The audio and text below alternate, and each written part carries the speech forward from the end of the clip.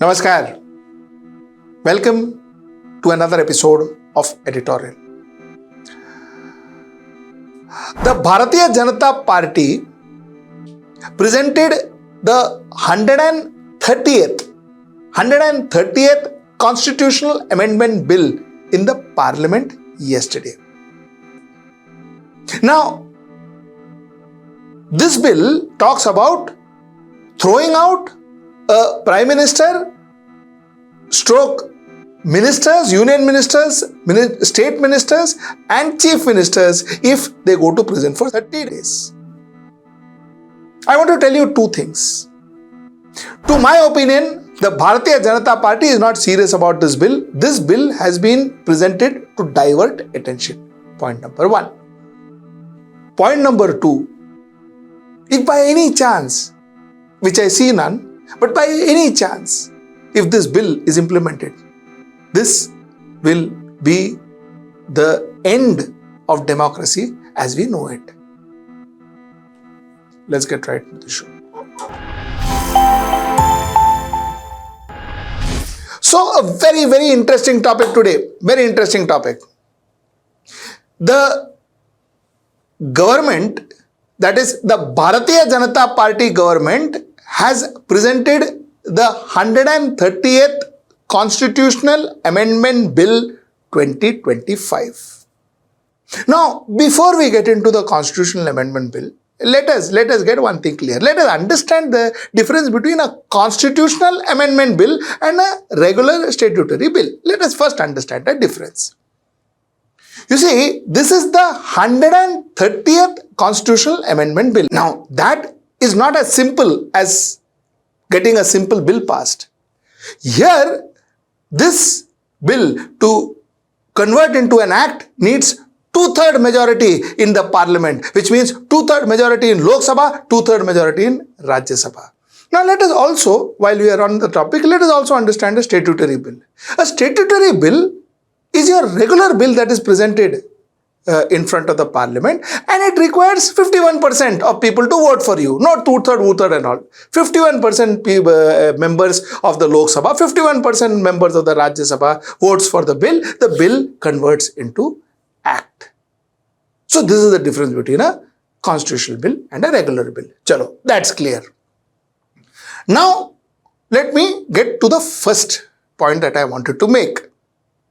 The point that I wanted to make is the government is trying to present a bill, the Constitutional Amendment Bill, wherein they are saying that be it a Prime Minister, be it a Chief Minister, be it a Union Minister, be it a Minister of a state, if a minister goes behind bars for 30 days, he should be pulled down. He should step down. This is the law. And Bharatiya Janata Party says, look, how benevolent we are. How benevolent we are. We are even putting the Prime Minister in the gambit of this bill. This is what Bharatiya Janata Party says. Now the thing is, this bill will not get passed because you need 2/3 majority. Opposition is not going to support this bill. And I will tell you why opposition will not support this bill. But that is my topic 2. Let me first talk about this bill per se. This bill is not going to get passed. And somewhere down the line, which is not very typical of Bharatiya Janata Party, Bharatiya Janata Party has handed this bill over to the JPC, Joint Parliamentary Committee. Once upon a time, we didn't even know what a Joint Parliamentary Committee was. 2019 and all of that. So anyway, they handed it over. See, this is the clear indication that not just us, even Bharatiya Janata Party knows that this bill is not going to pass. Then why this bill was introduced? The reason this bill, according to me, my opinion, the reason this bill was introduced is because the best way to combat a strong narrative, a strong campaign is by diverting that campaign. Rahul Gandhi and his vote Chori campaign is catching on like wildfire. It needs a diversion because that's the only way you can combat that campaign. By argument, debates, countering, It is not working. They tried all of that. There was a press conference BJP also conducted. There was a press conference the Chief Election Commission conducted. All that didn't work. So when it is not working, then the best way to go about it is diversion. Now, this is an old communication rule. A lot of marketeers practice it. A lot of advertising experts practice it. It's an old trick. But somewhere down the line, to the best of my knowledge, let me tell you, I find Bharatiya Janata Party one of the best in the world to use this tool of diversion. Nobody, no Pepsi, no Coke, no Ford, no McDonald's, no brands, nobody has used this tool of diversion the way Bharatiya Janata Party uses it. You know, this tool of diversion, there's a very interesting story behind it. That there's a community in Maharashtra. They basically are a community of thieves. These people, they are very organized as far as robbing is concerned, and they operate in rural Maharashtra. What they do is they go to a particular house. Every cow normally in houses, they have a bell that is actually tied around their necks. They have a bell so that the owners understand where the cow is and if the cow is going somewhere or somebody is taking the cow. So that bell goes tung, tung, tung, tung, tung. So people know.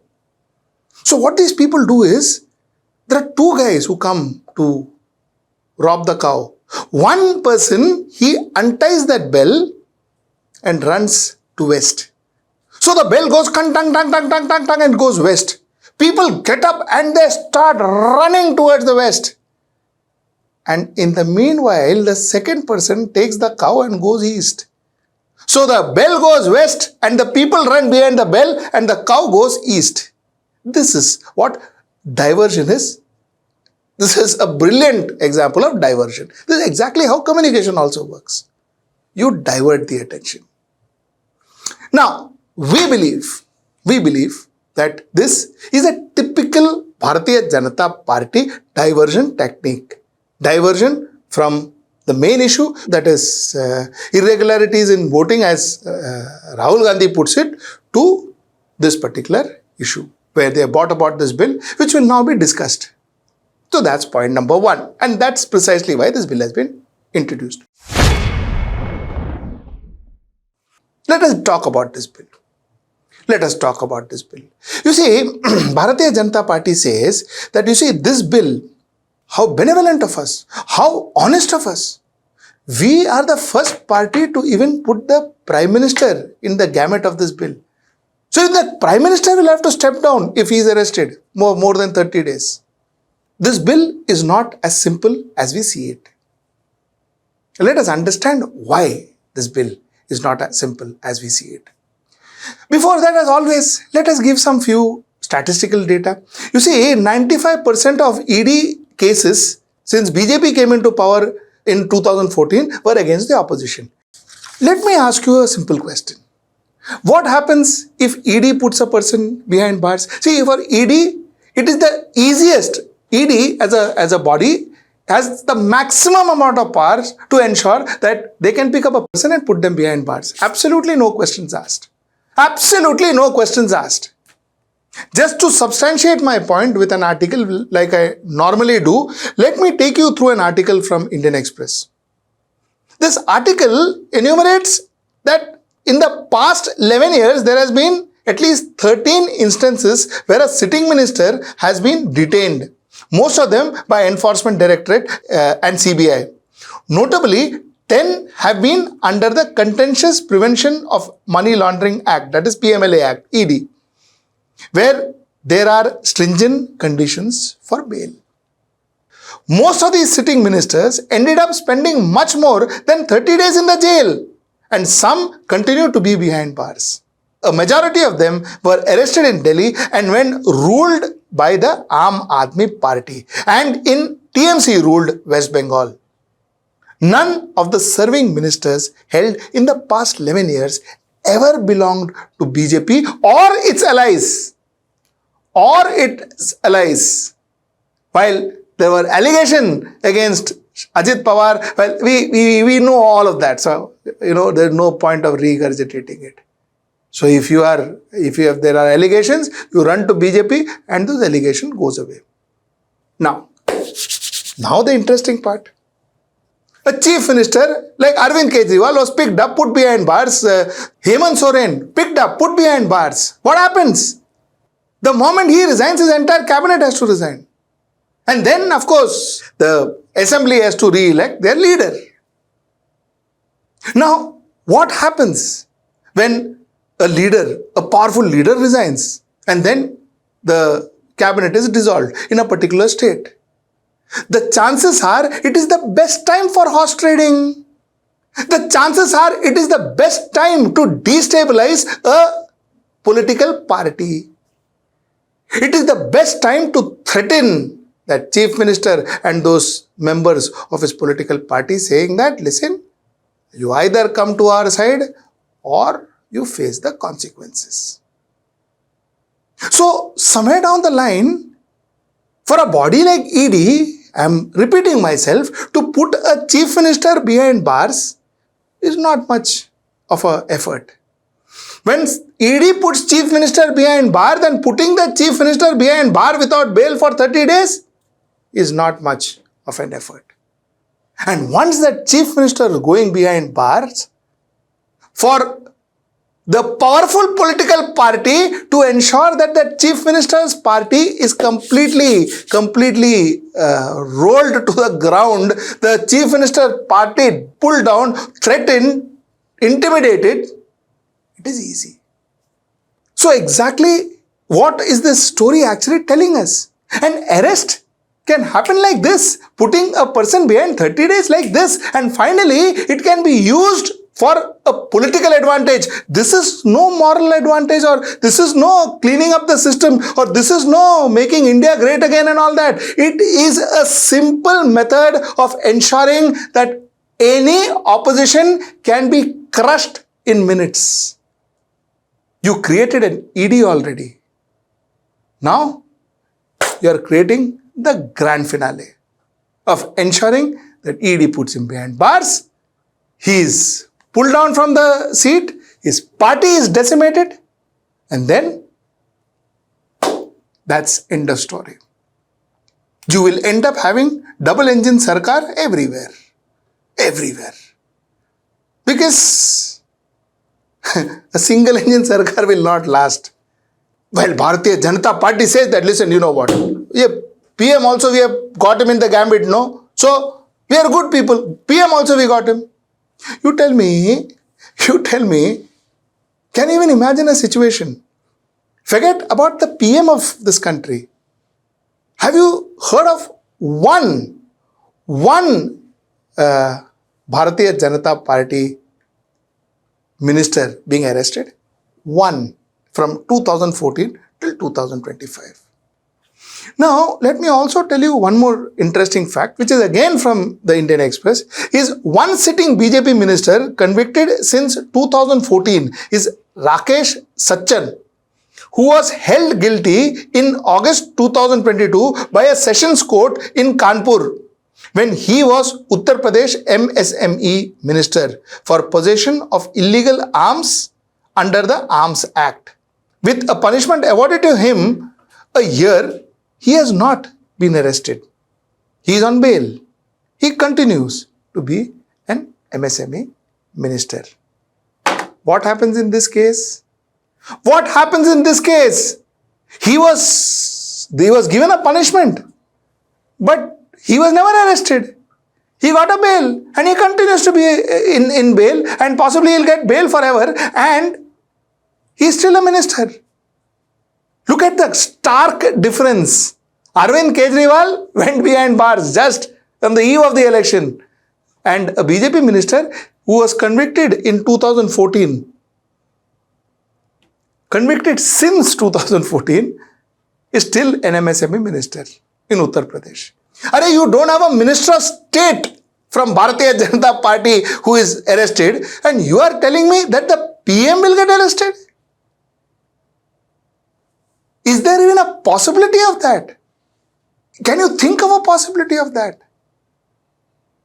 So the point is, people adding PM, adding mirch masala to present a bouquet to you, where those mirch masala will never be ever relevant to the bouquet. The bouquet has something else inside. And when that bouquet is presented to you, it is only your understanding of the constitution, your understanding how politics works, your understanding as to how to act for your democracy, that will help you finally. And when I say that there are the so-called intelligent politicians who can speak great, who are great linguists, but when asked about such a crucial bill, say that on the face of it looks okay. Let us study, face of it look okay. I think that shows how juvenile some of our politicians are. It shows how disconnected and how least are they bothered about your problem, about our democracy, about our country. That shows. Like I always say, language doesn't make you a good thinker. A good thinker in any language or no language can communicate what he or she wants to communicate. So that too we see in such incidents. That said, I stick to my point one, where I say that this bill will not be passed. And the fact is, this bill has been introduced, not just because they thought I say time pass, that has been introduced so that the attention from the vote rigging is diverted to this particular new issue. This is what my point is. This is what I wanted to get to your notice. And till I see you next time, that's tomorrow at 10. Namaskar.